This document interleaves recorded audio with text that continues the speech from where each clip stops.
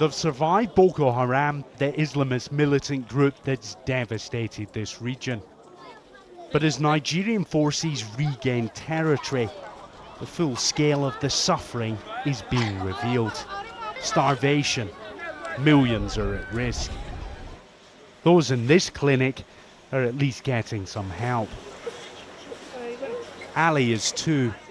He's suffering from severe malnutrition, weighing less than half of what he should. His mother, Zara, says sometimes they didn't eat for 3 days straight. And then there's 1-month-old Mohamedou. His body bloated from malnutrition.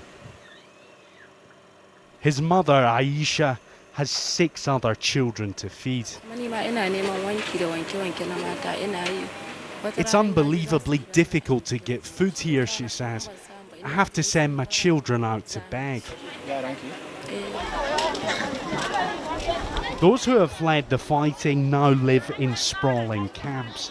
Nigeria's government says it can't cope with the growing crisis. People are dying for the lack of food. We see over 400,000 children severely, acutely malnourished. I mean, that's huge numbers. 1.5 million people displaced, upwards of 7 million people not able to cope with their basic food needs. Kawa and her 2-year-old son, Abdullahi, fled their village last month. He's been treated for the effects of starvation. The Boko Haram men were in our village. There was no food, no drinking water. And even if we bought food, the militants would take it off us. Life is a little better here, but my main problem is feeding my children. This is a conflict that's engulfed the region, bringing misery to millions. Some of the areas are still controlled by the militants. They can't be reached. And conditions there will almost certainly be worse than here. After years of violence, this conflict is now turning into a wider crisis.